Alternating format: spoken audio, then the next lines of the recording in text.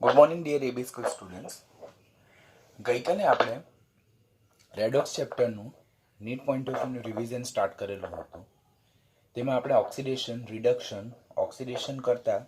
Reduction કરતાની oxygen, hydrogen, electron, પછી ધન વીજભાર, ઋણ વીજભાર, વિદ્યુત ધનમય તત્વ, વિદ્યુત ઋણમય તત્વ અને ઓક્સિડેશન આંકના સંદર્ભમાં જુદી જુદી વ્યાખ્યાઓ જોઈ કે જે NEET point of view easy question બને છે અને જે પ્રીવિયસ યરમાં ક્વેશ્ચન પેપરમાં પૂછાઈ ચૂક્યા છે.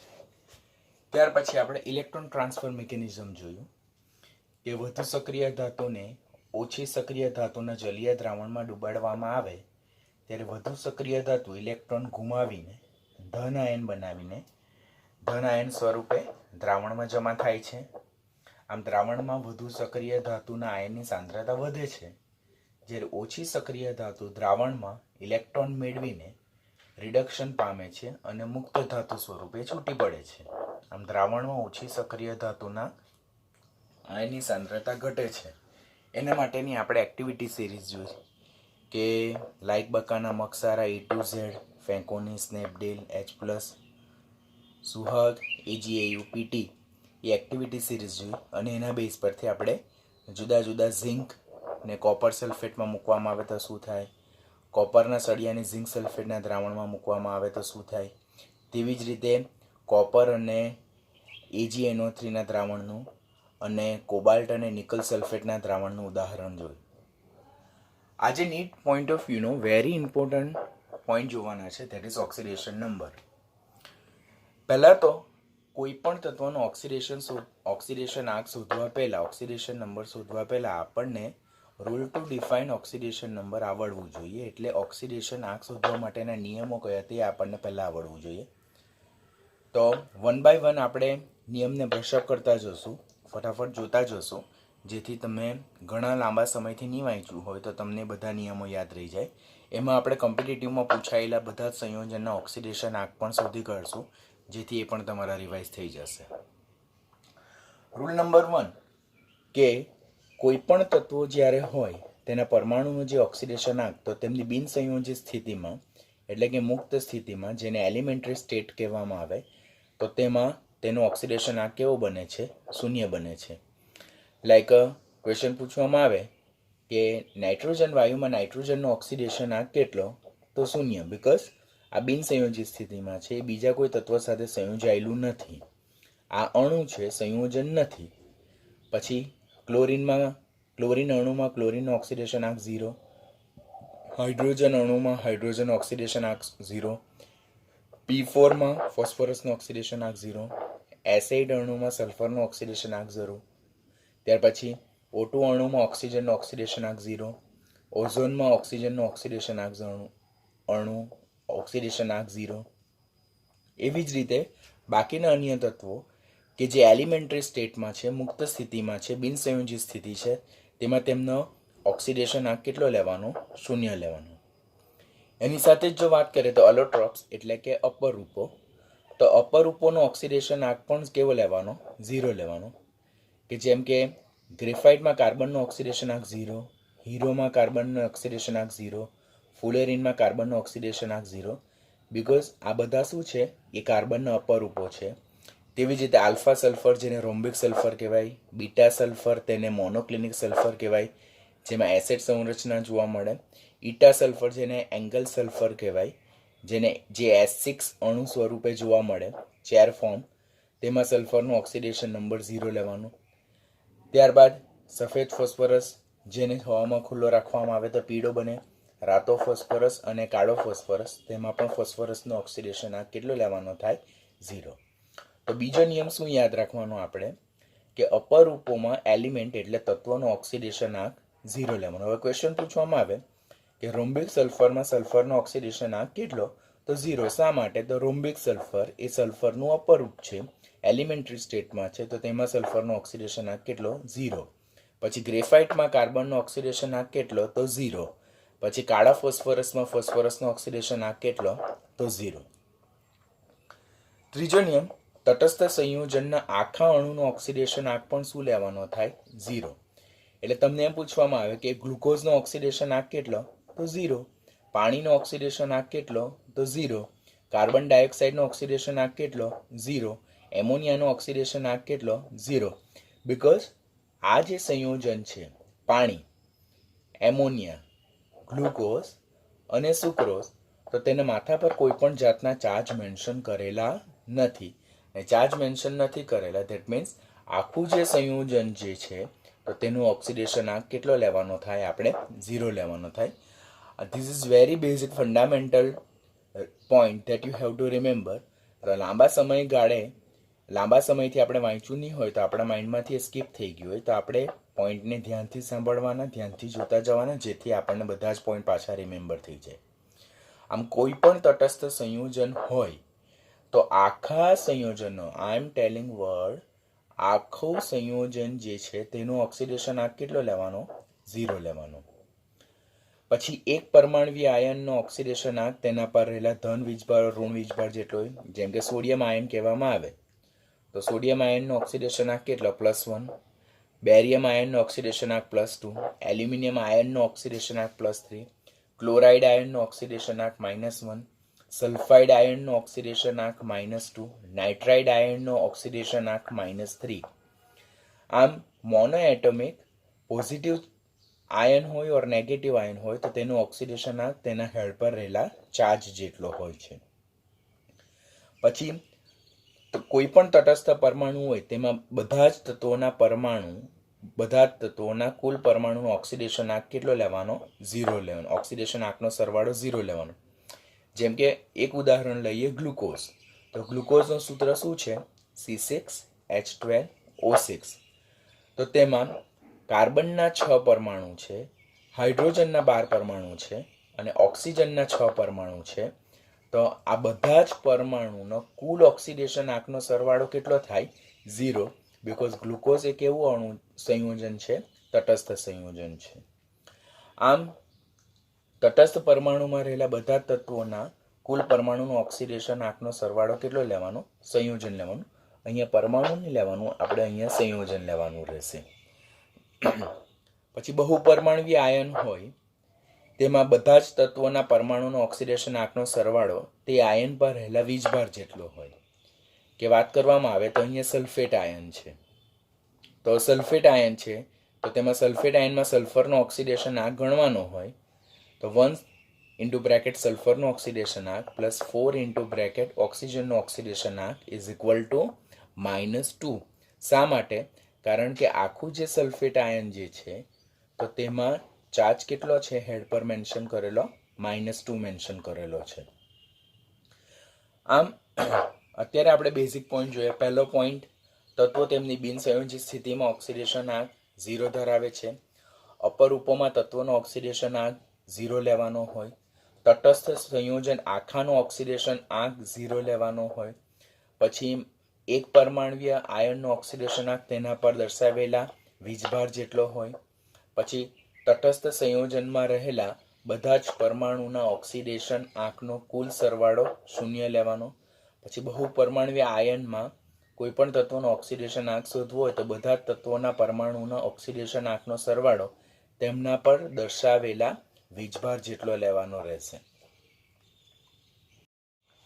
ત્યારબાદ જુદા જુદા સમૂહ નંબર, જેમ કે આવર્ત કોષ્ટકમાં સમૂહ 1 આલ્કલી ધાતુ કહેવાય, સમૂહ 2 આલ્કલાઇન અર્થ ધાતુ કહેવાય, સમૂહ 13 બોરોન સમૂહ, સમૂહ 14મો સમૂહ કાર્બન સમૂહ, 15મો ને નિકોજન, 16મા ને ચાલ્કોજન, 17મા ને હેલોજન અને 18મા ને ઉમદા વાયુ તત્વો અને નિષ્ક્રિય વાયુ તત્વો કહેવાય. પહેલા તો 18મા સમૂહ સિવાયના જે બાકીના 1, 2, 13, 14, 15, 16 અને 17 તેને પ્રતિનિધિ તત્વો કહેવાય, પ્રતિનિધિ સમૂહના તત્વો કહેવાય. તેમની બાહ્યતમ કક્ષાની ઇલેક્ટ્રોનની સંરચના બધાને જ યાદ હશે.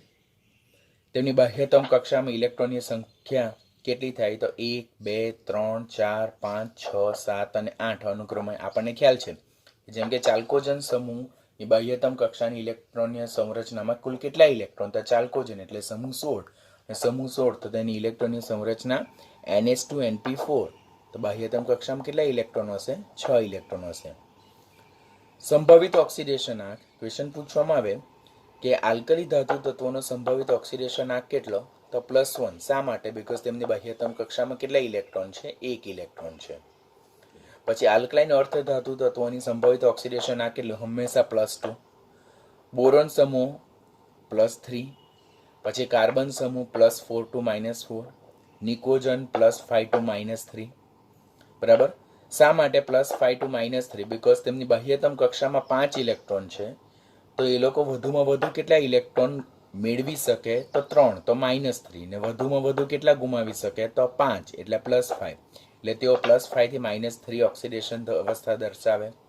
સમૂહ 16ના તત્વો +6 થી -2 ઓક્સિડેશન અવસ્થા દર્શાવે. સમૂહ 17ના તત્વો +7 to -1 ઓક્સિડેશન અવસ્થા દર્શાવે.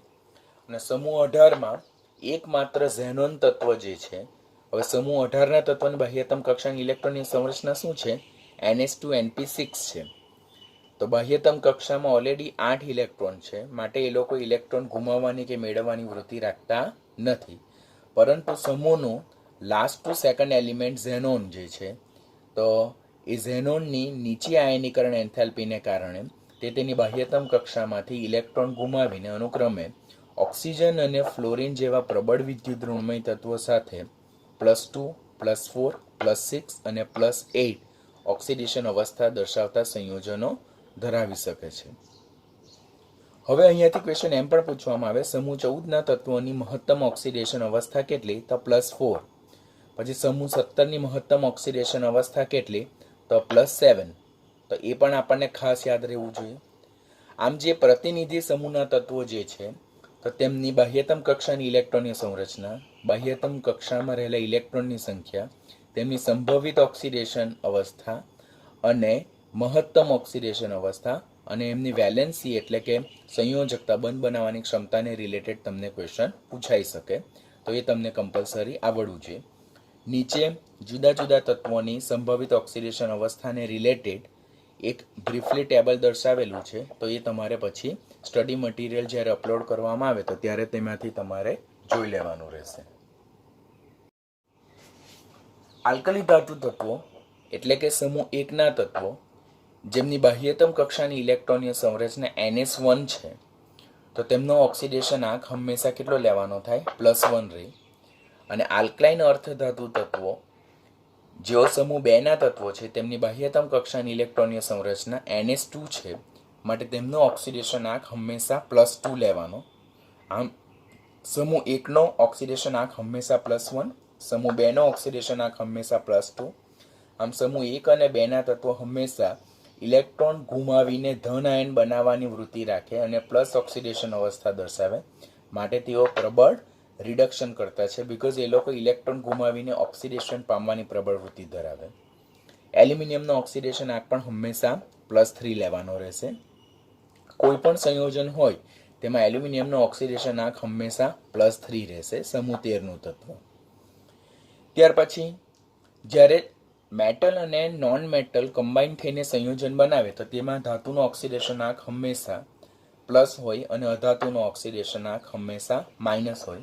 જેમ કે NaCl સંયોજન જે છે, તો તેમાં Na એ સોડિયમ ધાતુ છે, તો એનો ઓક્સિડેશન આંક પ્લસ આવશે અને ક્લોરિન તેનો ઓક્સિડેશન આંક હંમેશા માઇનસ હશે. તો એ પણ યાદ રાખવાનું. ધાતુ અને અધાતુ વચ્ચે દ્વિઅંગી સંયોજનમાં ધાતુનો ઓક્સિડેશન આંક હંમેશા ધન લેવાનો અને અધાતુનો ઓક્સિડેશન આંક હંમેશા ઋણ લેવાનો. હવે વિચારવાનું થાય આપણે કે પોટેશિયમ હેલાઇડ જે છે, બરાબર, પોટેશિયમ હેલાઇડ, પછી એલ્યુમિનિયમ ક્લોરાઇડ, મેગ્નેશિયમ બ્રોમાઇડ, પછી કેડમિયમ આયોડાઇડ, તો આ જે બધા સંયોજન છે, તો તેમાં હેલોજન એ હેલાઇડ આયન સ્વરૂપે છે. તો હેલોજન હેલાઇડ આયન સ્વરૂપે હોય તો હેલાઇડ આયનનો ઓક્સિડેશન આંક હંમેશા કેટલો લેવાનો થાય? માઇનસ લેવાનો રહે. પછી કોઈ પણ બે તત્વો વચ્ચે જ્યારે દ્વિઅંગી સંયોજન રચાતું હોય ત્યારે કયા તત્વોનો ઓક્સિડેશન આંક ધન અને કયા તત્વોનો ઓક્સિડેશન આંક ઋણ આવશે, તો તે તત્વોની વિદ્યુત ઋણતાના તફાવતને આધારે નક્કી કરી શકાય.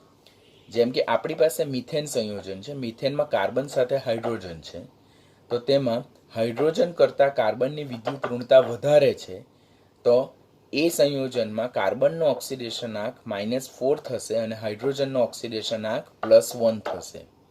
બરાબર. જ્યારે કાર્બન ટેટ્રાક્લોરાઇડ, જેને CCl4 કહેવામાં આવે, તો તેમાં કાર્બન કરતાં ક્લોરીનની વિદ્યુત ઋણતા વધારે છે. તો તેમાં કાર્બન A+4 બનશે અને ક્લોરીન કેવું બનશે? -1 બનશે.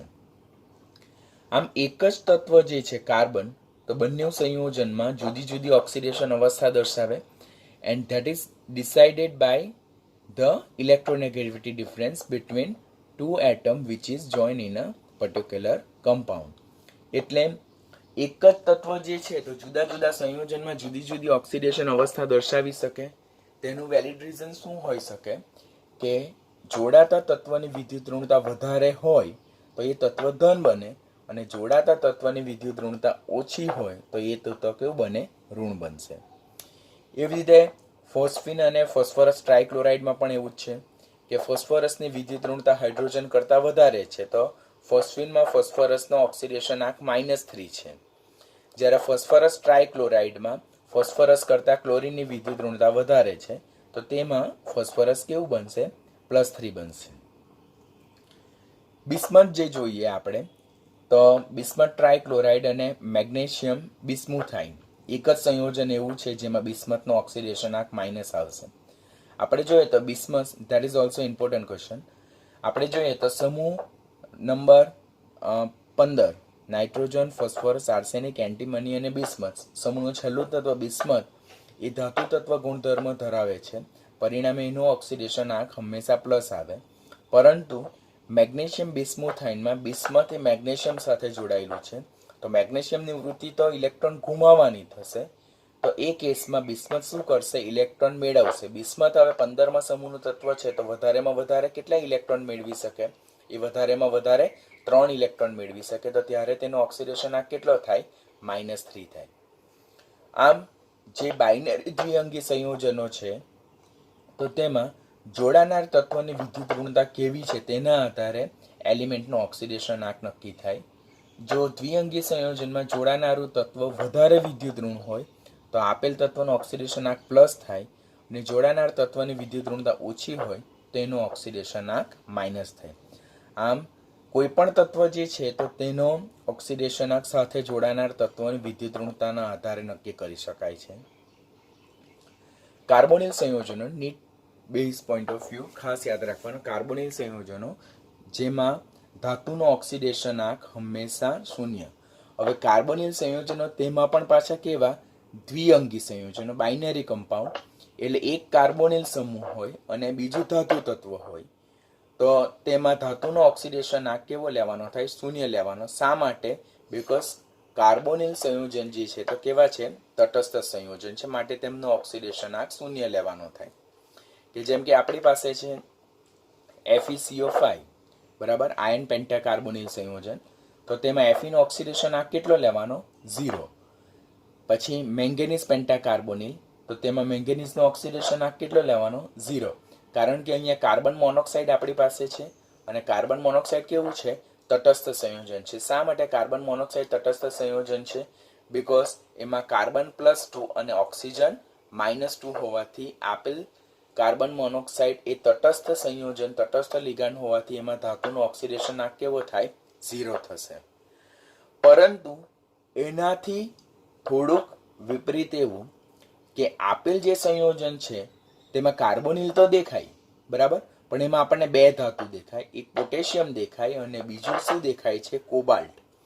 તો આપણને આવું સંયોજન પૂછવામાં આવે કે પોટેશિયમ અને કોબાલ્ટ યુક્ત જે ટેટ્રાકાર્બોનિલ સંયોજન છે તેમાં કોબાલ્ટનો ઓક્સિડેશન આંક કેવો થાય? તો તમે એવું જ વિચારો કે સરે એવું સમજાવ્યું કે કાર્બોનિલ સંયોજન જ્યારે હોય તો તેમાં ધાતુનો ઓક્સિડેશન, કોબાલ્ટ ધાતુ છે તો તેમાં કોબાલ્ટનો ઓક્સિડેશન આંક તો ડેફિનેટલી 0 થશે. બટ આપણે અહીંયા ભૂલ કરશું, બીકોઝ આ સંયોજન દ્વિઅંગી સંયોજન નથી. તો દ્વિઅંગી સંયોજન ન હોવાથી અહીંયા પોટેશિયમનો ઓક્સિડેશન આંક તો +1 જ આવશે. ભલે ને કાર્બન મોનોક્સાઇડનો 0 હોય તો ત્યારે અહીંયા કોબાલ્ટનો ઓક્સિડેશન આંક કેવો થાય? -1 થશે. એટલે ધાતુના બાઇનરી કમ્પાઉન્ડ દ્વિઅંગી સંયોજનમાં ધાતુનો ઓક્સિડેશન આંક કેવો થાય? 0 થશે. પરંતુ જ્યારે ધાતુના કાર્બોનિલ સંયોજનમાં અન્ય કોઈ ધાતુ ઉમેરાયેલી હોય તો કાર્બોનિલ સમૂહ સાથે જોડાનારી ધાતુનો ઓક્સિડેશન આંક 0 થઈ શકતો નથી. એ પોઈન્ટ પણ આપણે ખાસ યાદ રાખવાનો થાય. ત્યારબાદ એમાલ્ગમ સંયોજનો. એમાલ્ગમ સંયોજનો જેને સંવરસ સંયોજનો પણ કહેવામાં આવે. સંવરસ સંયોજન એમાલ્ગમ સંયોજનો એટલે શું? તો ધાતુ અને મર્ક્યુરીના દ્વિઅંગી સંયોજનો, જેમાં એક ધાતુ હોય અને સેકન્ડ એલિમેન્ટ શું હોય છે? મર્ક્યુરી હોય છે. તો એમાલ્ગમ સંયોજનો और સંવરસ સંયોજનમાં ધાતુનો ઓક્સિડેશન આંક કેવો લેવાનો? શૂન્ય. તો સપોઝ તમને ક્વેશ્ચન પૂછવામાં આવે કે સોડિયમ એમાલ્ગમ જેને સોડિયમ સંવરસ પણ કહેવાય, તો તેમાં સોડિયમનો ઓક્સિડેશન આંક કેટલો લેવાનો? 0 લેવાનો. બરાબર. પરંતુ આપણે અહીંયા બીજું એક સંયોજન અપવાદ રીતે મૂકીએ તો K2HgI4. હવે એમાં તમને ક્વેશ્ચન પૂછવામાં આવે પોટેશિયમનો ઓક્સિડેશન આંક કેટલો? તો તમને એમ થાય કે ધાતુના મર્ક્યુરી સાથે સંયોજનમાં ધાતુનો ઓક્સિડેશન આંક તો શૂન્ય લેવાનો થાય, પરંતુ અહીંયા મર્ક્યુરી સાથે બીજું એક અધાતુ તત્વ આયોડિન પણ ઉમેરાયેલું છે, તો ત્યારે તેમાં પોટેશિયમનો ઓક્સિડેશન આંક શૂન્ય લેવાતો નથી, બીકોઝ પોટેશિયમનો ઓક્સિડેશન આંક તો હંમેશા કેટલો હોય છે? +1 હોય છે. માટે અહીંયાથી ત્રણ ઇમ્પોર્ટન્ટ પોઈન્ટ: વિદ્યુત ઋણતાના આધારે તત્વનો ઓક્સિડેશન આંક દ્વિઅંગી સંયોજનમાં, પછી ધાતુના દ્વિઅંગી કાર્બોનિલ સંયોજનમાં ધાતુનું ઓક્સિડેશન આંક શૂન્ય લેવાનો, ધાતુના દ્વિઅંગી એમાલ્ગમ સંયોજનમાં ધાતુનો ઓક્સિડેશન આંક કેટલો સ્વીકારવાનો થાય? 0 સ્વીકારવાનો થાય. તો આ પોઈન્ટ પણ નીટ પોઈન્ટ ઓફ વ્યૂ તમારે ખાસ યાદ રાખવાનું થશે. ક્વેશ્ચન આવી રીતે પૂછાય, 4 ઓપ્શન આપેલો હોય, નીચેનામાંથી શેમાં Fe નો ઓક્સિડેશન આંક 0 થાય? તો FeCO5, કારણ કે કાર્બોનિલ સંયોજન છે જેમાં કાર્બન મોનોક્સાઇડ જે છે તો તે તટસ્થ સંયોજન હોવાથી Fe નો ઓક્સિડેશન આંક અનુક્રમે 0 થશે. વેરી ઇમ્પોર્ટન્ટ ક્વેશ્ચન, હાઇડ્રોજન અને ઓક્સિજનના નિયમ, કે જે નીટનો વેરી હોટ ફેવરિટ ક્વેશ્ચન એમાંથી જનરેટ થાય, ખાસ યાદ રાખવાના. હવે હાઇડ્રોજન તત્વ જે છે તેની ઇલેક્ટ્રોનીય સંરચના 1s1 છે. હવે એની ઇલેક્ટ્રોનીય સંરચના 1s1 હોવાથી તેને બે પ્રકારના ઓક્સિડેશન આંક શક્ય હોઈ શકે. એક તો એ એક ઇલેક્ટ્રોન ગુમાવે અને -1 ઓક્સિડેશન અવસ્થા દર્શાવે, ઓર એક ઇલેક્ટ્રોન મેળવે ને પ્લસ એક ઇલેક્ટ્રોન મેળવીને -1 ઓક્સિડેશન અવસ્થા દર્શાવે, અને એક ઇલેક્ટ્રોન ગુમાવીને +1 ઓક્સિડેશન અવસ્થા દર્શાવે. અહીંયાથી તમારે કામને સરળ બનાવવા માટે શું યાદ રાખવાનું? હાઇડ્રોજનનો 99% કેસમાં ઓક્સિડેશન આંક હંમેશા કેવો હોય? +1. આંખ મીચીને યાદ રાખવાનું. કરોડો સંયોજન હોય તેમાં હાઇડ્રોજનનો ઓક્સિડેશન આંક હંમેશા +1 લેવાનું. ખાસ કાળજી ક્યારે રાખવાની? જ્યારે સમૂહ 1, સમૂહ 2 અને સમૂહ 13ના જે તત્વો જે છે તો એમાં જ્યારે હાઇડ્રોજન અને ધાતુ તત્વો જોડાયેલા હોય, સક્રિય ધાતુ તત્વો જોડાયેલા હોય, તો તેમાં હાઇડ્રોજનનો ઓક્સિડેશન આંક કેવો લેવાનો થાય? આપણે હંમેશા -1 લેવાનો થાય. કે જેમ કે સોડિયમ હાઇડ્રાઇડ જોઈએ તો સમૂહ 1ના હાઇડ્રાઇડનું સૂત્ર શું છે? તો MH પ્રકારના હાઇડ્રાઇડ રચે. સમૂહ 1ને સપોઝ લિથિયમ હાઇડ્રાઇડમાં તમને ક્વેશ્ચન પૂછવામાં આવે, લિથિયમ હાઇડ્રાઇડમાં હાઇડ્રોજનનો ઓક્સિડેશન આંક કેટલો? તો લિથિયમ સમૂહ 1નું તત્વ હોવાથી એનું ઓક્સિડેશન આંક તો હંમેશા +1 જ હોય. તો એ એક ઇલેક્ટ્રોન ગુમાવે તો હાઇડ્રોજને ડેફિનેટલી એક ઇલેક્ટ્રોન મેળવવું જ પડે. પછી સમૂહ 2ના તત્વો એ MH2 પ્રકારના હાઇડ્રાઇડ રચે, લાઈક કેલ્શિયમ હાઇડ્રાઇડ CaH2. હવે તમને પૂછવામાં આવે કે કેલ્શિયમ હાઇડ્રાઇડમાં હાઇડ્રોજનનો ઓક્સિડેશન આંક કેટલો? તો હાઇડ્રોજનનો ઓક્સિડેશન આંક કેટલો હોઈ શકે? તો કેલ્શિયમ જે છે તેની વૃત્તિ હંમેશા ઇલેક્ટ્રોન ગુમાવવાની સમૂહ 2નું તત્વ છે તો +2. તો એ ઇલેક્ટ્રોન ગુમાવે તો હાઇડ્રોજન મેળવી જ શકે. હાઇડ્રોજન વધુમાં વધુ કેટલા મેળવી શકે? 1. તો તેમાં હાઇડ્રોજનનો ઓક્સિડેશન આંક -1. એલ્યુમિનિયમ હાઇડ્રાઇડ, તો એલ્યુમિનિયમ હાઇડ્રાઇડ જે છે AlH3, તો AlH3 છે તો તેમાં એલ્યુમિનિયમના +3 છે. બરાબર. તો ત્યારે હાઇડ્રોજનનો કેટલો થાય? ડેફિનેટલી -1 થાય, બીકોઝ એલ્યુમિનિયમનો ઓક્સિડેશન આંક હંમેશા +3 હોય. તો એ ઇલેક્ટ્રોન ગુમાવે તો સામે હાઇડ્રોજને કમ્પલસરી મેળવવું પડે. આમ સમૂહ 1, 2 અને 13માં પણ ખાસ કરીને એલ્યુમિનિયમ સાથે જ્યારે હાઇડ્રોજન જોડાયેલું હોય દ્વિઅંગી સંયોજનમાં, તો ત્યારે હાઇડ્રોજનનો ઓક્સિડેશન આંક હંમેશા -1 લેવાનું. કોમ્પિટિટિવ જે મેથ્સ અને બાયોલોજીના જે સબ્જેક્ટની જે એન્ટ્રન્સ એક્ઝામ હોય, સ્ટેટની એન્ટ્રન્સ એક્ઝામ, તેમાં આ મિશ્ર પ્રકારના હાઇડ્રાઇડમાં ધાતુઓ અને હાઇડ્રોજન બંનેના ઓક્સિડેશન આંક પૂછાય. જેમ કે સોડિયમ બોરોહાઇડ્રાઇડ, બોરોનનો ઓક્સિડેશન આંક કેટલો? +3. હાઇડ્રોજનનો ઓક્સિડેશન આંક કેટલો? -1. પછી લિથિયમ એલ્યુમિનો હાઇડ્રાઇડ, તેમાં એલ્યુમિનિયમનો ઓક્સિડેશન આંક કેટલો તે તો આપણને ખ્યાલ હોય, હંમેશા +3 જ હોય, પરંતુ તેમાં હાઇડ્રોજનનો ઓક્સિડેશન આંક કેટલો થાય? -1 થાય. આમ સમૂહ 1, સમૂહ 2 અને સમૂહ 13 ના તત્વો સાથે જ્યારે હાઇડ્રોજન જોડાયેલું હોય ત્યારે હાઇડ્રોજનનો ઓક્સિડેશન આંક -1. બાકીના બધા જ તત્વો જે છે, બધા જ સંયોજનો છે, તત્વો નહીં સંયોજનો, તો તેમાં ઓક્સિડેશન આંક હાઇડ્રોજનનો હંમેશા કેટલો લેવાનો થાય? +1. આંખ મીચીને આપણે જોઈ જ લેવાનું. આપણે હંમેશા હાઇડ્રોજનનો ઓક્સિડેશન આંક નક્કી કરવા માટે જોવાનું એની સાથે જોડાનારું તત્વ કયું છે. જો સમૂહ 1, 2 અને 13 નું તત્વ હોય તો ત્યારે આપણે આંખ મીચીને હાઇડ્રોજનનો ઓક્સિડેશન આંક -1 લખી દેવાનું. આ જે બે મિશ્ર પ્રકારના હાઇડ્રાઇડ જે છે તેમાં પણ હાઇડ્રોજનનો ઓક્સિડેશન આંક કેટલો થવાનો? -1 થશે. હવે ઓક્સિજન માટેના નિયમો. પોઈન્ટ નંબર 1 કે ઓક્સિજન એ સમૂહ 16 નો પ્રતિનિધિ તત્વ છે. સમૂહ 16 ના તત્વની બાહ્યતમ કક્ષાની ઇલેક્ટ્રોનની સંરચના NH2 છે. એટલે બાહ્યતમ કક્ષામાં 6 ઇલેક્ટ્રોન છે.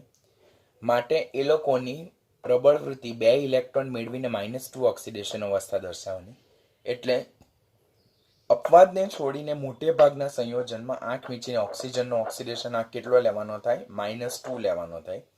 Because oxygen is next electronegative element, next most electronegative elements to fluorine. એટલે સૌથી વધારે વિદ્યુત ઋણમય તત્વ કયું? ફ્લોરિન, જેનું ઓક્સિડેશન આંક હંમેશા -1 હોય. અપવાદ એક જ છે, HOF, જે ફ્લોરિનનો ઓક્સો એસિડ છે, જેમાં ફ્લોરિન અપવાદ રીતે +1, જે આપણે ઓક્સિડેશન અત્યારે હેલોજનના નિયમો શીખશું તેમાં આપણે જોઈશું.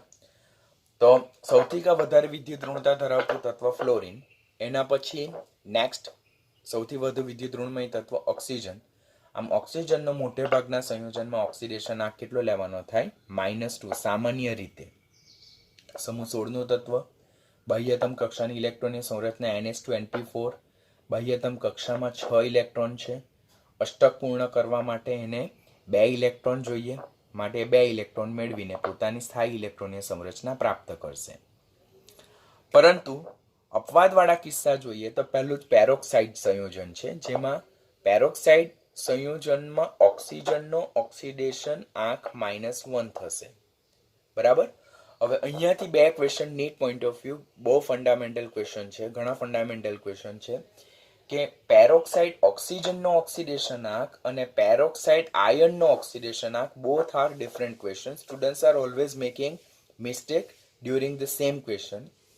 પેરોક્સાઇડ ઓક્સિજનનો ઓક્સિડેશન આંક પૂછે તો એ -1 લેવાનું થાય, પરંતુ પેરોક્સાઇડ આયનનો જો ઓક્સિડેશન આંક પૂછે તો કેટલો થાય? -2 થશે. યાદ રાખવાનું. હા, પેરોક્સાઇડ આયનનો ઓક્સિડેશન આંક -2 થાય અને પેરોક્સાઇડ જે ઓક્સિજન છે તેનું ઓક્સિડેશન આંક -1 થશે. લાઈક આ હાઇડ્રોજન પેરોક્સાઇડ છે H2O2, તો તેમાં ઓક્સિજન નો ઓક્સિડેશન આંક કેટલો લેવાનો? -1. હવે આપણને એમ થાય કે સર મને કેવી રીતે ખબર પડે કે આ પેરોક્સાઇડ સંયોજન છે? તો સાથે જોડાનારું તત્વનો ઓક્સિડેશન આંક મૂકો. કે સપોઝ H2O2 છે તો તેમાં ઓક્સિજનનો ઓક્સિડેશન આંક પૂછ્યો તો હાઇડ્રોજનનો +1 લઈ લો. તો ઓક્સિજનનો જો -1 આવ્યું તો તે પેરોક્સાઇડ સંયોજન. Li2O2 છે, બરાબર, લિથિયમનો +1 લઈ લો તો ઓક્સિજનનો -1 આવશે. Na2O2, સોડિયમનો +1 હંમેશા હોય તો -1 આવે. BeO2, તો બેરેલિયમનો +2 આવે તો ઓક્સિજનનો -1 જ આવવાનો. MgO2, તો મેગ્નેશિયમનો +2 લખો તો ઓક્સિજનનો -1 જ આવવાનો. આમ જે સંયોજનમાં ઓક્સિજનનો ઓક્સિડેશન આંક -1 હોય એવા સંયોજનને પેરોક્સાઇડ સંયોજનો કહેવાય. પેરોક્સાઇડ ઓક્સિજનનો ઓક્સિડેશન આંક -1 અને પેરોક્સાઇડ આયનનો ઓક્સિડેશન આંક -2 થાય. પછી અમુક પેરોક્સાઇડ કમ્પાઉન્ડ જે ખાસ પૂછાય જ નીટની એક્ઝામમાં, લાઈક H2SO5, H2S2O8, જેને કેરોઝ એસિડ કહેવાય, માર્શલ એસિડ કહેવાય, પેરોક્સો મોનોસલ્ફ્યુરિક એસિડ, પેરોક્સો ડાયસલ્ફ્યુરિક એસિડ, પછી ક્રોમિયમ પેન્ટોક્સાઇડ, ત્યાર પછી પેરોક્સો નાઇટ્રિક એસિડ અને પેરોક્સો ફોસ્ફોરિક એસિડ. આ બધા સંયોજનમાં સલ્ફરનો, ક્રોમિયમનો, નાઇટ્રોજનનો અને ફોસ્ફરસનો ઓક્સિડેશન આંક પૂછાય તો તે એમની મહત્તમ ઓક્સિડેશન અવસ્થા આવે. તે આપણે પાછળથી લેટર ઓન કમ્પાઉન્ડ વિશે શીખવાના છે. સુપર ઓક્સાઇડ સંયોજનો એટલે શું? તો સુપર ઓક્સાઇડ સંયોજનો એટલે જેમાં ઓક્સિજનનો ઓક્સિડેશન આંક કેટલો થાય? -1/2 થાય. સુપર ઓક્સાઇડ ઓક્સિજનનો ઓક્સિડેશન આંક -1/2 છે, જ્યારે સુપર ઓક્સાઇડ આયનનો ઓક્સિડેશન આંક કેટલો છે? -1 છે. Don't make mistake. જ્યારે આપણે ક્લાસમાં ચેપ્ટર લર્ન કરતા હોય ત્યારે આ ટોપિક પર વારંવાર ભાર આપવામાં આવતો હોય. આયન અને સુપર ઓક્સાઇડ ઓક્સિજનનો ઓક્સિડેશન આંક ડિફરન્ટ છે. સુપર ઓક્સાઇડ ઓક્સિજનનો ઓક્સિડેશન આંક -1/2 છે, જ્યારે સુપર ઓક્સાઇડ આયનનો ઓક્સિડેશન આંક -1 છે. બરાબર છે. સુપર ઓક્સાઇડ કોણ રચે? તો ફક્ત 3 સમૂહ 1 ના છેલ્લા 3, પોટેશિયમ, રૂબિડિયમ અને સીઝિયમ, તે લોકો 3 જ સુપર ઓક્સાઇડ રચે. તેમાં પણ જો સ્થાયીતાનો જો આપણે કદની વાત કરીએ, સ્થાયીતાની વાત કરીએ તો પોટેશિયમ કરતા રૂબિડિયમના સુપર ઓક્સાઇડ વધારે સ્થાયી અને રૂબિડિયમ કરતા સીઝિયમના સુપર ઓક્સાઇડ વધારે સ્થાયી, કારણ કે મોટા કદનો ધન આયન એ મોટા કદના સુપર ઓક્સાઇડ આયનનું સ્ટેબિલાઇઝેશન ઘણું સરળતાથી કરી શકે. તો સુપર ઓક્સાઇડ સંયોજનો કોણ રચી શકે? તો સમૂહ 1 ના છેલ્લા 3 તત્વો KO2, પછી RbO2 અને CSO2. હવે મને કોમન સ્ટુડન્ટ તરીકે ક્વેશ્ચન થાય કે સર આપેલ સંયોજન સુપર ઓક્સાઇડ સંયોજન છે, મને કેવી રીતે ખબર પડે? તો જોડાનાર તત્વનો ઓક્સિડેશન આંક મૂકી દો. એ નિયમ તો તમને યાદ રહેવો જ જોઈએ હવે 2 વર્ષને અંતે, કે પોટેશિયમનો ઓક્સિડેશન આંક +1 હોય તો ઓક્સિજનનો ઓક્સિડેશન આંક ગણો તો K + 2O = 0. પોટેશિયમના +1 મૂકો, આ બાજુ લઈ જતા -1, તો ઓક્સિજનનો -1/2, તો એ સુપર ઓક્સાઇડ સંયોજન છે. તો એને સુપર ઓક્સાઇડ સંયોજન કહેવાય, જેમાં ઓક્સિજનનો ઓક્સિડેશન આંક -1/2 આવશે. ઓક્સિજનના ફ્લોરાઇડ, જેને ઓક્સીફ્લોરાઇડ સંયોજન કહેવાય, તો ઓક્સિજન એ હંમેશા -2 ઓક્સિડેશન અવસ્થા ધરાવે 99%. સુપર ઓક્સાઇડમાં -1/2, પેરોક્સાઇડમાં -1, પણ એકમાત્ર ફ્લોરિન સાથે જ્યારે ઓક્સીફ્લોરાઇડ સંયોજનો રચે O2F2 અને OF2, તો ત્યારે એ કેસમાં ઓક્સિજનનો ઓક્સિડેશન આંક અનુક્રમે +1 અને +2 હશે. ખાસ કાળજી રાખવાની. શા માટે ઓક્સીફ્લોરાઇડ સંયોજનમાં ઓક્સિજનનો ઓક્સિડેશન આંક પ્લસ આવે? તો અત્યારે જ આપણે ડિસ્કશન કર્યું તે અનુસાર કે ઓક્સિજન કરતાં ફ્લોરિનની વિદ્યુત ઋણતા કેવી છે? વધારે છે. તો આ કેસમાં ફ્લોરિનનો ઓક્સિડેશન આંક તો -1 જ થશે. કેમ ફ્લોરિનનો ઓક્સિડેશન આંક -1 થાય? તો ફ્લોરિન 17મા સમૂહનું તત્વ, બાહ્યતમ કક્ષાની ઇલેક્ટ્રોનની સંરચના NH2NP5, અષ્ટક પૂર્ણ કરવા 1 ઇલેક્ટ્રોનની જરૂરિયાત, એટલે ફ્લોરિનનો ઓક્સિડેશન આંક અહીંયા માઇનસ લઈએ તો એ કેસમાં ઓક્સિજનનો ઓક્સિડેશન આંક કેટલો થાય? +1 થાય અને +2 થાય.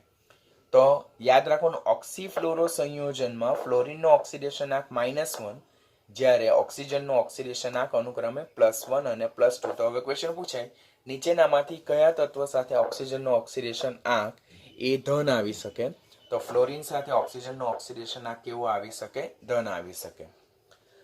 તટસ્થ અણુ લાઈક ડાયઓક્સિજન મોલેક્યુલ અને ઓઝોન મોલેક્યુલ, તેમાં ઓક્સિજનનો ઓક્સિડેશન આંક 0 લેવાનું, બીકોઝ એલિમેન્ટરી સ્ટેટ છે. અને જે હેલાઇડ સંયોજનો જે છે, તો હેલાઇડ સંયોજનમાં ઓક્સિજનના ફક્ત એક જ પ્રકારના હેલાઇડ શક્ય છે, જે છે ઓક્સિજનના ફ્લોરાઇડ.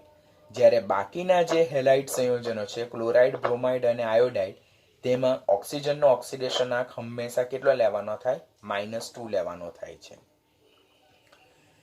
ઓક્સિજનના કયા હેલાઇડ શક્ય છે? તો ઓક્સિજનના એક જ હેલાઇડ શક્ય છે, તે ફ્લોરાઇડ, જેમાં ઓક્સિજનનો ઓક્સિડેશન આંક હંમેશા +1 અને +2 આવશે, જ્યારે ઓક્સિજનના ક્લોરાઇડ, બ્રોમાઇડ અને આયોડાઇડ શક્ય નથી. શા માટે? કારણ કે ઓક્સિજનની વિદ્યુત ઋણતા એ ક્લોરીન, બ્રોમિન અને આયોડિન કરતાં વધારે હોવાને કારણે એ સંયોજનો એ હેલાઇડ ન કહેવાતા શું કહેવાય છે? ઓક્સાઇડ સંયોજનો. માટે જ્યારે દ્વિઅંગી સંયોજનમાં ઓક્સિજન અને ફ્લોરિન હોય તો ત્યારે ઓક્સિજન ધન તરીકે બિહેવ કરે, અને દ્વિઅંગી સંયોજનોમાં જ્યારે ક્લોરીન સાથે ઓક્સિજન હોય, ઓર આયોડિન સાથે ઓક્સિજન હોય, ઓર બ્રોમિન સાથે ઓક્સિજન હોય, તો ત્યારે એવા કિસ્સામાં ઓક્સિજન હંમેશા -2 ઓક્સિડેશન અવસ્થા દર્શાવે. ખાસ યાદ રાખો, હું અહીંયા દ્વિઅંગી સંયોજન કહું છું. દ્વિઅંગી સંયોજનોમાં ઓક્સિજન સાથે જ્યારે ફ્લોરિન હોય ત્યારે ઓક્સિજન હંમેશા +1 ઓર +2 હશે, પરંતુ દ્વિઅંગી સંયોજનોમાં જ્યારે ઓક્સિજન સાથે ક્લોરીન હોય, ઓર ઓક્સિજન સાથે આયોડિન હોય, ઓર ઓક્સિજન સાથે ક્લોરીન હોય તો ત્યારે એવા કિસ્સા દ્વિઅંગી સંયોજનમાં તો ત્યારે એવા કિસ્સામાં ઓક્સિજનનો ઓક્સિડેશનાંક હંમેશા આંખ મીચીને તમારે -2 પ્લેસ કરવાનો થશે. હવે હેલોજન માટેના ઓક્સિડેશનાંક માટેના નિયમો. સૌપ્રથમ તો પહેલો ક્વેશ્ચન પૂછાય, હેલોજન તત્વોની સામાન્ય ઓક્સિડેશન અવસ્થા કઈ છે? તો હેલોજન તત્વોની સામાન્ય ઓક્સિડેશન અવસ્થા શું છે? -1 છે. શા માટે? હેલોજન સમૂહના તત્વો એ 17મા સમૂહના તત્વો છે. 17મા સમૂહના તત્વોની બાહ્યતમ કક્ષાની ઇલેક્ટ્રોનીય સંરચના NH2NP5 છે. માટે તેમની બાહ્યતમ કક્ષામાં કેટલા ઇલેક્ટ્રોન આવેલા હોય છે? 7 ઇલેક્ટ્રોન આવેલા હોય. અષ્ટક પૂર્ણ કરવા માટે, નજીકના નિષ્ક્રિય વાયુ જેવી ઇલેક્ટ્રોનીય સંરચના પ્રાપ્ત કરવા માટે એ લોકોને 1 ઇલેક્ટ્રોનની જરૂરિયાત હોય. માટે એ લોકો પ્રબળ રીતે 1 ઇલેક્ટ્રોન મેળવીને -1 ઓક્સિડેશન અવસ્થા પ્રાપ્ત કરવાનો પ્રયત્ન કરે છે. આમ જેટલા બી હેલોજન સંયોજનો હોય તેમાં જેટલા પણ સંયોજનો હોય તેમાં જો હેલોજન એ પોતે ઋણ આયન તરીકે હોય તો તેમાં આંખ વીંચીને તમારે એનો ઓક્સિડેશન આંક કેટલો રાઈટ કરી નાખવાનો? -1. કે જેમ કે HCl માં ક્લોરીનનો -1, KBrમાં બ્રોમિનનો -1, AlCl3માં Clનો -1, Na3AlF6માં ફ્લોરિનનો -1, CaBr2માં બ્રોમિનનો -1, AgFમાં Fનો -1. આમ હેલોજન તત્વોની સામાન્ય ઓક્સિડેશન અવસ્થા -1 છે. માટે આપેલ સંયોજનમાં જો હેલોજન પોતે એકમાત્ર ઋણ આયન તરીકે હોય ત્યારે તેમનો ઓક્સિડેશન આંખ મીચીને -1 રાઈટ કરી નાખવાનો. તટસ્થ દ્વિપરમાણ્વીય હેલોજન અણુ like F2 gas, Cl2 gas, bromine gas or iodine gas or solid or whatever ફોર્મમાં આપ્યું હોય તો તેમાં તેમનો ઓક્સિડેશન આંક કેટલો સ્વીકારવાનો? 0 લેવું, 0 સ્વીકારવું. કારણ કે આપણે ઓલરેડી રૂલ નંબર 1 શીખ્યા કે તટસ્થ અણુમાં પરમાણુનો ઓક્સિડેશન આંક 0 લેવાનો. ફ્લોરિન માટેના ક્વેશ્ચન પર ખાસ પૂછાય. ફ્લોરિન સૌથી વધુ વિદ્યુત ઋણતા ધરાવતું તત્વ હોવાથી એનો ઓક્સિડેશન આંક હંમેશા કેટલો લેવાનો રહે છે? -1 લે છે. માટે fluorine is most electronegative element, સૌથી પ્રબળ વિદ્યુત ઋણમય તત્વ હોવાથી હંમેશા કઈ ઓક્સિડેશન અવસ્થા દર્શાવે? -1.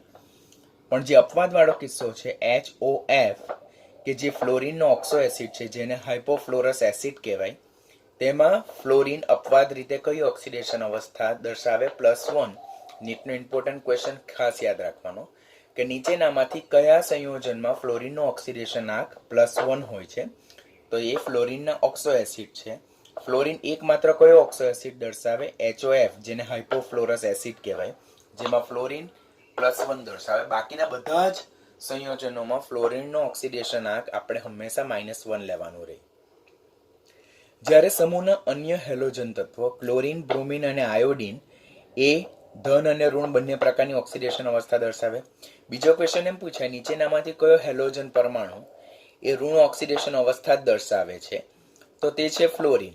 તો તમને માઇન્ડમાં ક્વેશ્ચન થાય, સર +1 બી HOFમાં તો દર્શાવ્યું તો ધેટ ઇઝ એક્સેપ્શનલ કેસ. પણ જ્યારે ક્વેશ્ચન એમ પૂછાય કે નીચેનામાંથી કયું હેલોજન તત્વ હંમેશા ઋણ ઓક્સિડેશન અવસ્થા દર્શાવે છે? તો તે છે ફ્લોરિન. કયા હેલોજન તત્વ ધન ઓક્સિડેશન અવસ્થા પણ દર્શાવે છે ઋણ સાથે?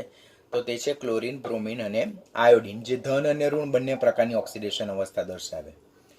હવે ઋણ ક્યારે દર્શાવે? કે જ્યારે એ લોકો વિદ્યુત ઋણમય તત્વ તરીકે હોય, જેમ કે NaCl. તો NaClમાં Cl નો ઓક્સિડેશન આંક -1, KBr તો એમાં Br નો ઓક્સિડેશન -1.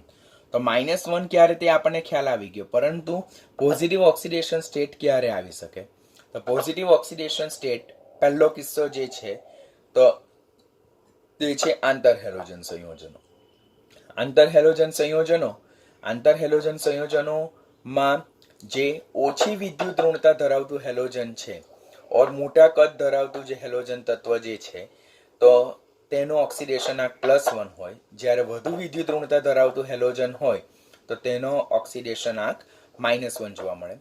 તો આંતરહેલોજન સંયોજન એટલે શું? તો બે જુદી જુદી વિદ્યુત ઋણતા ધરાવતા હેલોજન તત્વો એકબીજા સાથે સંયોજાઈને જે દ્વિઅંગી સંયોજન બનાવે છે તેવા સંયોજનને કેવા સંયોજનો કહેવાય? આંતરહેલોજન સંયોજન કહેવાય. આંતર હેલોજન સંયોજનો 4 પ્રકારના છે, XX', XX'3, XX'5 અને XX'7. જેમાં જે ઓનલી X છે તો તે ઓછી વિદ્યુત ઋણતા ધરાવતો અને મોટા કદ ધરાવતો હેલોજન છે, જેના ઓક્સિડેશન આંક અનુક્રમે +1, +3, +5 અને +7. અને X' જે છે તે નાના કદ ધરાવતો અને વધુ વિદ્યુત ઋણતા ધરાવતો હેલોજન છે, જેનો ઓક્સિડેશન આંક હંમેશા -1 છે. This is also important question.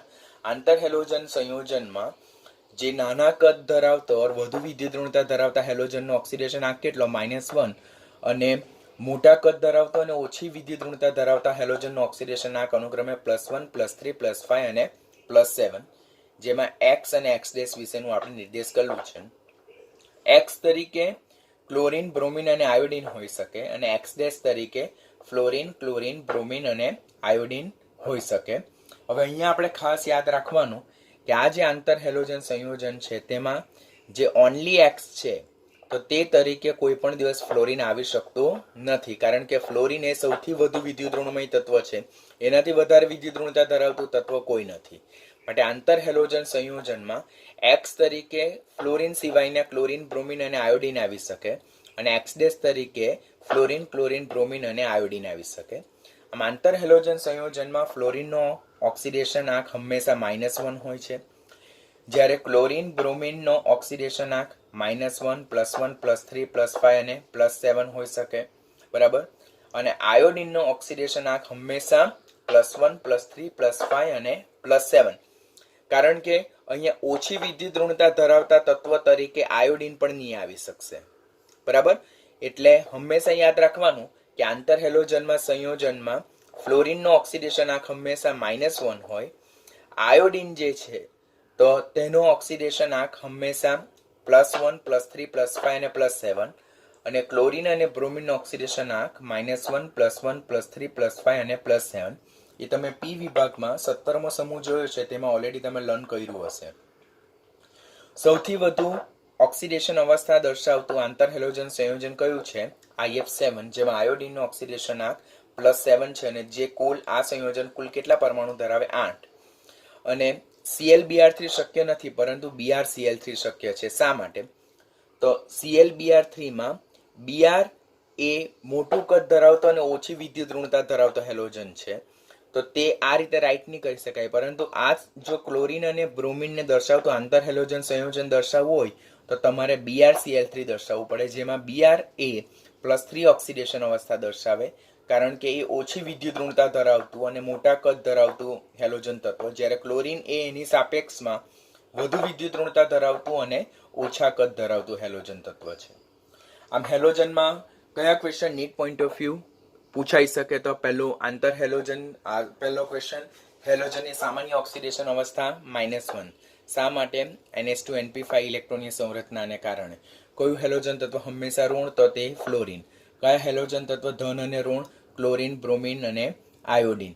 ક્યારે એ લોકો ધન ઓક્સિડેશન અવસ્થા દર્શાવે? તો તેમાં ધન ઓક્સિડેશન અવસ્થા દર્શાવે તેમાં આંતર હેલોજન સંયોજનમાં મોટા કદ અને ઓછી વિદ્યુત ઋણતા ધરાવતા +1, +3, +5 અને +7 અને ઓછી વિદ્યુત ઋણતા ધરાવતો જે હેલોજન જે છે તો તેના હંમેશા -1 લેવાના.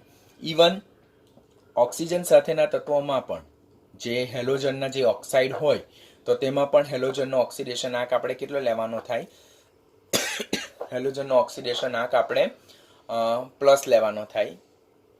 આમ જો જોઈએ તો હેલોજનના ઓક્સાઇડ સંયોજન છે, પહેલા તો યાદ રાખવાનું કયું હેલોજન ઓક્સાઇડ સંયોજનો રચતું નથી? તો ફ્લોરિન નહીં રચે, ફ્લોરિન નહીં રચી શકે. જ્યારે ફ્લોરિન સિવાયના અન્ય હેલોજન લાઈક ક્લોરીન, બ્રોમિન અને આયોડિન એ ઓક્સાઇડ સંયોજન રચે, જેમાં ઓક્સિજનનું ઓક્સિડેશન આંક હંમેશા -2 હશે, જ્યારે ક્લોરીનના, બ્રોમિન અને આયોડિનના ઓક્સિડેશન આંક હંમેશા ધન હશે. આપણે કયો ટોપિક લર્ન કરી રહેલા છે કે ક્લોરીન, બ્રોમિન અને આયોડિન કયા કિસ્સામાં ઓક્સિડેશન અવસ્થા પ્લસ દર્શાવે? તો એક તો આંતર હેલોજન સંયોજનોમાં અને સેકન્ડ જ્યારે ઓક્સિજન સાથે હોય, લાઈક Cl2O7 કે જેમ કે ક્લોરીન હેપ્ટોક્સાઇડ, તેમાં ક્લોરીનનો ઓક્સિડેશન અવસ્થા +7 છે, જ્યારે ઓક્સિજનની ઓક્સિડેશન અવસ્થા -2 છે. પછી BrO3 માં બ્રોમિનનો ઓક્સિડેશન આંક +6 છે, જ્યારે ઓક્સિજનનો ઓક્સિડેશન આંક -2 જોવા મળે છે. આમ આંતર હેલોજન સંયોજનો અને ક્લોરીનના ઓક્સાઇડમાં ક્લોરીન, બ્રોમિન અને આયોડિન જે છે એમનો ઓક્સિડેશન આંક આપણને કેવો જોવા મળે છે? ધન જોવા મળે છે. હેલોજનના ઓક્સો એસિડ. ઓક્સો એસિડ એટલે એવા સંયોજનો જેમાં એક ઓક્સો સમૂહ હોય. ઓક્સો સમૂહ એટલે જેમાં પરમાણુ સાથે ઓક્સિજન દ્વિબંધ સાથે જોડાયેલા હોય, બરાબર, અને એની પાસે મિનિમમ એક રિપ્લેસેબલ હાઇડ્રોજન હોય in terms of OH group. હેલોજનના કુલ 4 પ્રકારના ઓક્સો એસિડ રચે. એક તો HOX, જેને HXO પણ કહી શકાય. કુલ 4 પ્રકારના હેલોજનના ઓક્સો એસિડ જોવા મળે. પહેલો HXO, જેને હોક્સ પણ કહેવાય, HXO2 જેને HOXO, HXO3 જેને HOXO2 અને HXO4 જેને HOXO3. ફર્સ્ટને હાઇપોહેલસ એસિડ કહેવાય, જેને હેલિક 1 એસિડ પણ કહેવાય. HXO2 ને હેલસ એસિડ ઓર હેલિક 3 એસિડ પણ કહેવાય. HXO3 જેને હેલિક એસિડ ઓર હેલિક 5 એસિડ પણ કહેવાય. અને HXO4 જેને પર હેલિક એસિડ ઓર હેલિક 7 એસિડ પણ કહેવાય. હવે અહીંયાથી ક્વેશ્ચન પૂછવામાં આવે કે હેલસ એસિડમાં હેલોજનનો ઓક્સિડેશન આંક કેટલો? તો ત્યારે આપણને આવડવું જોઈએ કે halous acid that means what? HXO2. તો તેમાં હેલોજનનો ઓક્સિડેશન આંક કેટલો જોવા મળે છે? આપણને +3 જોવા મળે. તો જે પ્રમાણે આંતર હેલોજન સંયોજનમાં જે મોટા કદનો હેલોજન +1, +3, +5 અને +7 ઓક્સિડેશન અવસ્થા દર્શાવે, તેમ હેલોજનના ઓક્સો એસિડ પણ જેમાં હેલોજન +1, +3, +5 અને +7 ઓક્સિડેશન અવસ્થા ધરાવતા ઓક્સો એસિડ છે. જેમાં હાઇપોહેલસ એસિડમાં હેલોજનનો ઓક્સિડેશન આંક +1 જોવા મળે. હેલસ એસિડમાં હેલોજનનો ઓક્સિડેશન અવસ્થા +3 જોવા મળે. હેલિક એસિડમાં હેલોજનની ઓક્સિડેશન અવસ્થા +5 જોવા મળે. અને પર હેલિક એસિડમાં હેલોજનની ઓક્સિડેશન અવસ્થા +7 જોવા મળે. તમારે આ યાદ નથી રાખવાનું, તમારે સૂત્ર અને એનું અનુવર્તી નામ યાદ રાખવાનું રહેશે કે હોક્સને હાઇપોહેલસ એસિડ કહેવાય, પછી HXO2 ને હેલસ એસિડ કહેવાય, HXO3 ને હેલિક એસિડ કહેવાય અને HXO4 ને પર હેલિક એસિડ કહેવાય. હવે બાકીનું ઓક્સિડેશન આંક ઈઝી છે. જેમ કે HXO2 ક્વેશ્ચન પૂછવામાં આવે હેલસ એસિડમાં હેલોજનનો ઓક્સિડેશન આંક કેટલો? તો હેલસ એસિડનું સૂત્ર આવડવું જોઈએ HXO2. તો તેમાં તો પછી ઈઝી થઈ જાય કે હાઇડ્રોજનનો 1 મૂકી દેવાનો અને ઓક્સિજનનો -2. ડેફિનેટલી એ કેટલું આવે? +3. હવે હાઇપોહેલસ એસિડ કોણ રચે? તો બધા જ હેલોજન તત્વો હાઇપોહેલસ એસિડ રચે. હેલસ એસિડ એકમાત્ર ક્લોરીન રચી શકે. પછી હેલિક એસિડ, ફ્લોરિન, હેલિક એસિડ અને પર હેલિક એસિડ ફ્લોરિન સિવાયના ક્લોરીન, બ્રોમિન અને આયોડિન રચી શકે. જેના બંધારણ આ પ્રમાણે છે, જે આપણે ગ્રુપ 17 માં ઓલરેડી લર્ન કરેલું છે. અને એના પર અબનકારક ઇલેક્ટ્રોન યુગ્મની સંખ્યા આ પ્રમાણે છે.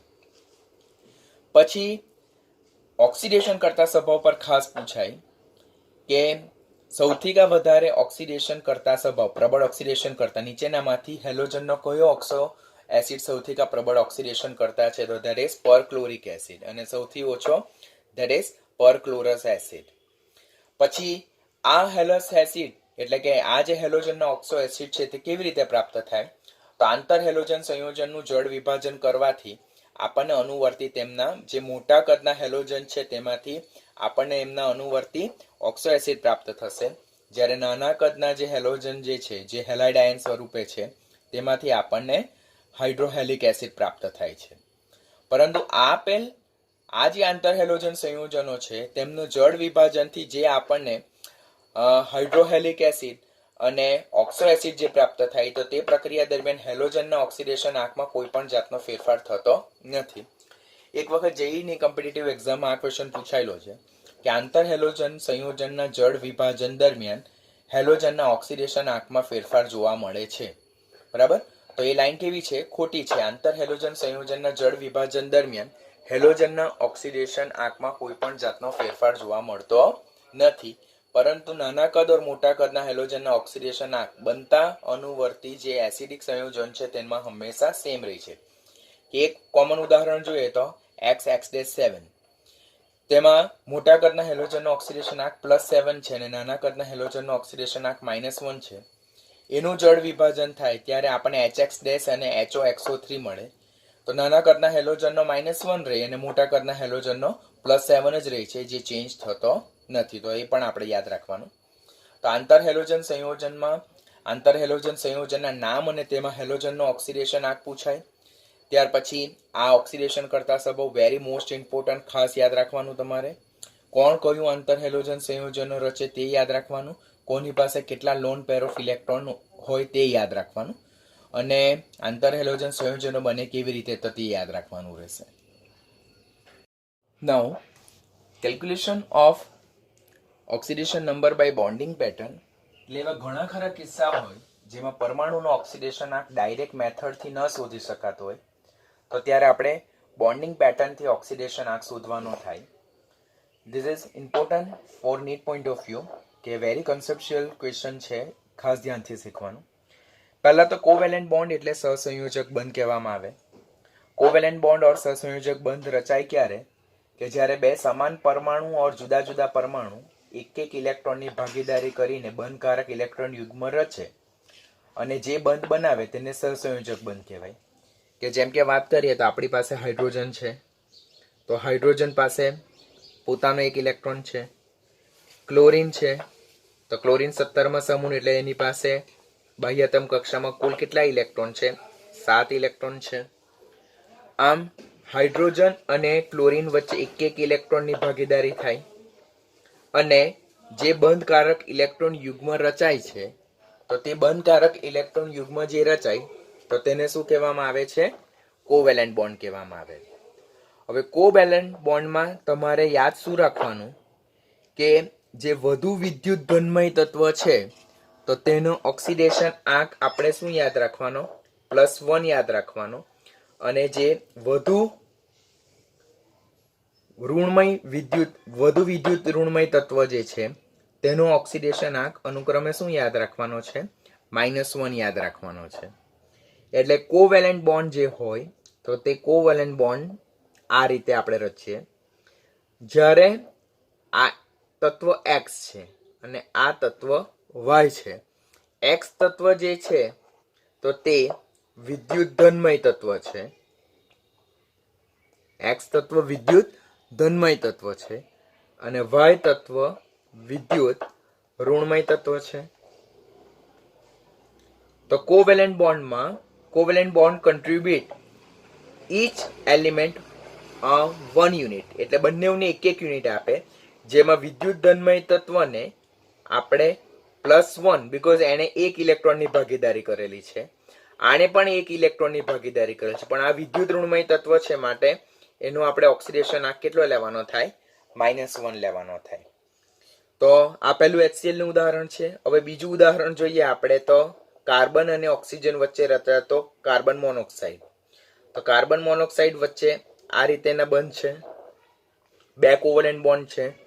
હવે કાર્બન અને ઓક્સિજનમાં વિદ્યુત ઋણમય તત્વ કયું છે? તો ઓક્સિજન છે. અને કાર્બન વિદ્યુત ધનમય તત્વ છે. બંને વચ્ચે કેટલા કોવેલેન્ટ બોન્ડ રચાય? 2 કોવેલેન્ટ બોન્ડ રચાય. તો આનો ઓક્સિડેશન આંક +2 આવશે અને આનો ઓક્સિડેશન આંક કેટલો આવશે? -2 આવશે. ત્રીજું ઉદાહરણ લઈએ તો ધેટ ઇઝ HCN, જેને હાઇડ્રોજન સાયનાઇડ કહેવામાં આવે. HCN ને હાઇડ્રોજન સાયનાઇડ કહેવામાં આવે. Hydrogen cyanide. તો આ જે હાઇડ્રોજન સાયનાઇડ છે તો તેમાં કાર્બનનું ઓક્સિડેશન આંક પૂછાય. તમે ડેફિનેટલી પૂછવાઈ જશો. તો પહેલા તમને એનું બંધારણ આવડવું જોઈએ. આ રીતે આવે એનું બંધારણ. હાઇડ્રોજન સાયનાઇડનું બંધારણ આ રીતે આવે. હવે તેમાં હાઇડ્રોજન અને કાર્બન વચ્ચે કેટલા કોવેલેન્ટ બોન્ડ છે? 1 કોવેલેન્ટ બોન્ડ છે. તો ત્યારે આનું ઓક્સિડેશન આવે +1 અને આનું ઓક્સિડેશન આંક આવે -1, બીકોઝ હાઇડ્રોજન અને કાર્બનમાં હાઇડ્રોજન એ વિદ્યુત ધનમય તત્વ છે, જ્યારે કાર્બન એ વિદ્યુત ઋણમય તત્વ છે. કાર્બન અને નાઇટ્રોજન જે છે તેમાં વિદ્યુત ઋણમય તત્વ કયું છે? નાઇટ્રોજન છે. તો નાઇટ્રોજન વિદ્યુત ઋણમય તત્વ છે, તેનો ઓક્સિડેશન આંક માઇનસ આવશે. અને કાર્બન વિદ્યુત ધનમય તત્વ છે, તેનો ઓક્સિડેશન આંક પ્લસ આવશે. કેટલા કોવેલેન્ટ બોન્ડ છે? 1, 2 and 3. તો આનો ચાર્જ -3 આવે અને આનો ચાર્જ નાઇટ્રોજન તરફથી આનો ચાર્જ કેટલો આવે? +3. આમ કાર્બનનો ઓવરઓલ ચાર્જ જો જોઈએ તો +3 and -1. તો દેટ વિલ બી +2. તો હાઇડ્રોજન સાયનાઇડ જે છે તો હાઇડ્રોજન સાયનાઇડમાં હાઇડ્રોજનનો ઓક્સિડેશન આંક +1, કાર્બનનો ઓક્સિડેશન આંક +2 અને નાઇટ્રોજનનો ઓક્સિડેશન આંક -3. Very important question. એવી ઘણી બધી એક્ઝામ છે જેમાં આ કોવેલેન્ટ બોન્ડને લગતા ક્વેશ્ચન ખાસ પૂછાય. જેમ કે કાર્બોનિલ સમૂહ ધરાવતા સંયોજનમાં બીજું એક ઉદાહરણ સમજાવું તમને એસિટિક એસિડનું. ક્વેશ્ચન એ રીતે પૂછાય કે એસિટિક એસિડમાં અંડરલાઈન કરેલા કાર્બનનો ઓક્સિડેશન આંક કેટલો થાય. તો આપણે બોન્ડિંગ પેટર્નથી પહેલા બંધારણ દોરવું પડે.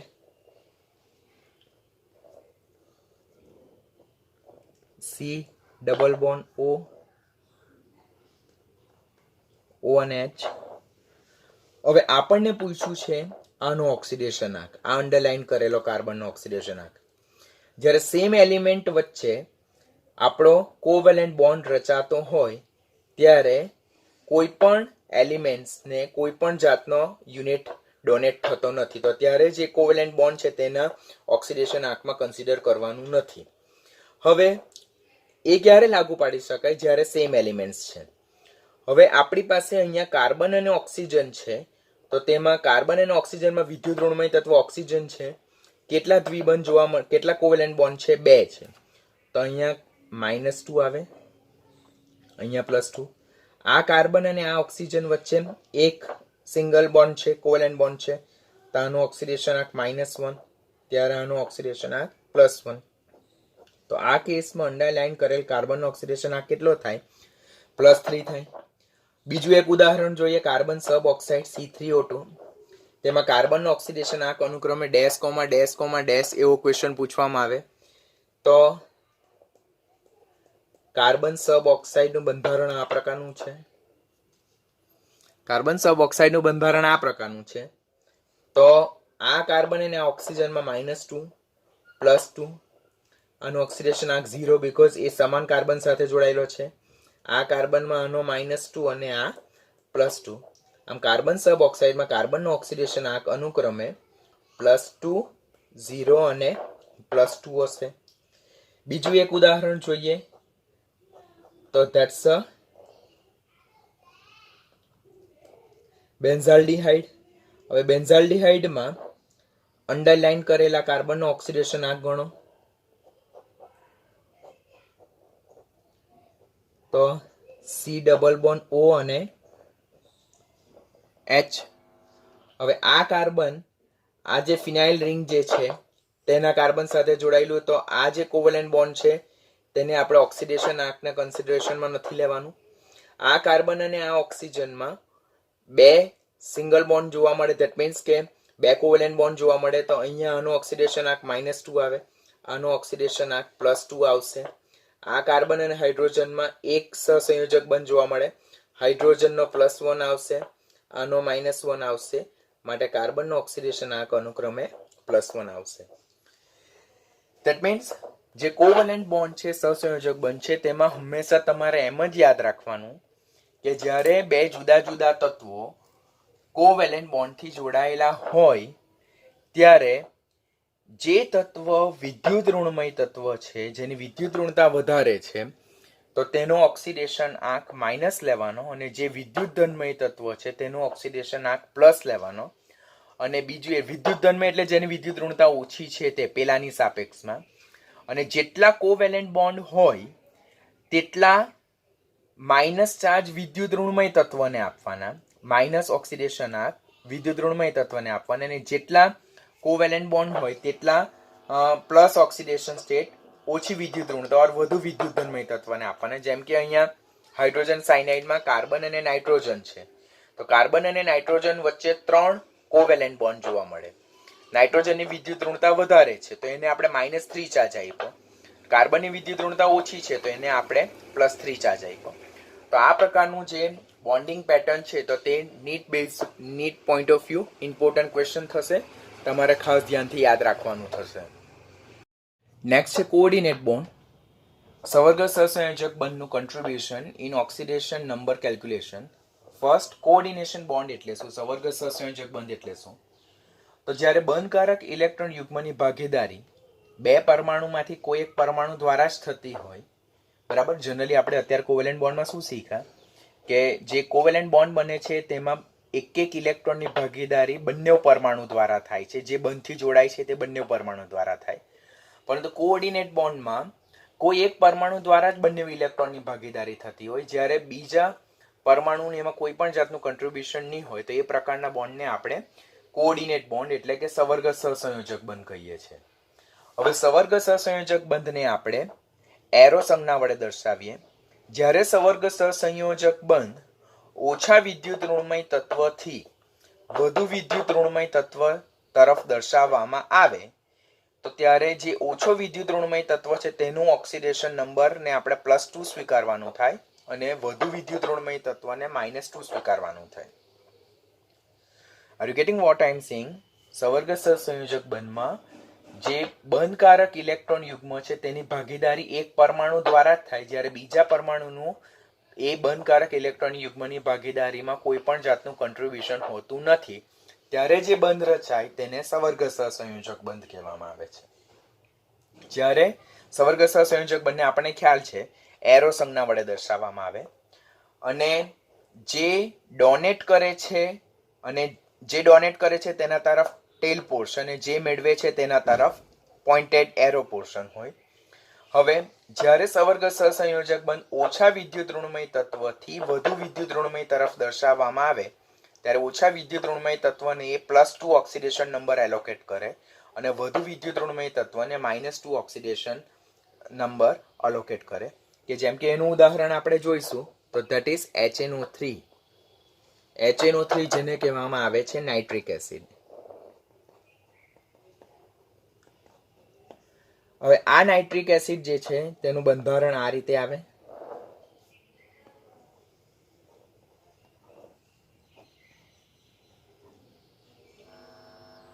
હવે ઈચ પરમાણુ જે છે, હવે નાઇટ્રિક એસિડમાં આપણને નાઇટ્રોજનનો ઓક્સિડેશન આંક પૂછે. નાઇટ્રોજનનો ઓક્સિડેશન આંક કેટલો છે? સામાન્ય રીતે જોઈએ તો 3 અને 2 એટલે +5 જ થાય, પણ બોન્ડિંગ પેટર્ન દ્વારા જોઈએ તો આ રીતેનું બંધારણ આવે. હવે આ નાઇટ્રોજન અને આ ઓક્સિજન વચ્ચે 2 સહસંયોજક બંધ રચાયેલો છે. ઓક્સિજન વધુ વિદ્યુત ઋણ તો આનો -2 ને આના તરફથી આનો +2 આવશે. હવે આ નાઇટ્રોજન અને ઓક્સિજન વચ્ચે એક સહસંયોજક બંધ રચાયેલો છે તો આનો -1 અને એના તરફથી આનો +1 આવશે. હવે આ નાઇટ્રોજન અને આ ઓક્સિજન વચ્ચે સવર્ગ સહસંયોજક બંધ દર્શાવેલો છે. સવર્ગ સહસંયોજક બંધ અહીંયા ઓછા વિદ્યુત ઋણમય તત્વથી વધુ વિદ્યુત ઋણમય તત્વ છે, એટલે આને એ -2 અને આને એ +2 ઓક્સિડેશન સ્ટેટ આપે. માટે 2 ને 2 4 ને 1 5, આમાં નાઇટ્રોજનનો ઓક્સિડેશન આ કેટલો થાય? +5 થશે. તો આમ સવર્ગ સહસંયોજક બંધ જ્યારે વધુ વિદ્યુત ધનમય ઓર ઓછા વિદ્યુત ઋણમય તત્વથી વધુ વિદ્યુત ઋણમય તત્વ દર્શાવે ત્યારે જ તેની કન્ટ્રીબ્યુટરી ઇફેક્ટને આપણે ધ્યાનમાં લેવાનું થાય. પરંતુ જો સવર્ગ સહસંયોજક બંધ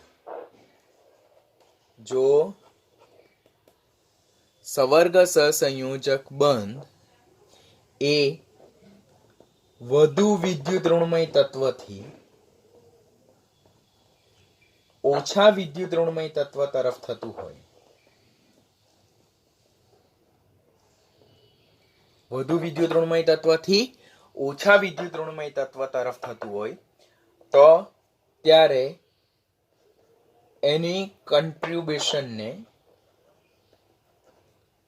two oxidation number is negligible. એટલે એનું ઓક્સિડેશન નંબરમાં એનું જે કન્ટ્રીબ્યુશન છે તે શું સ્વીકારવામાં આવે? 0 સ્વીકારવામાં આવે. જેમ કે એક વેલ નોન ઉદાહરણ છે હાઇડ્રોજન આઇસોસાયનાઇડ.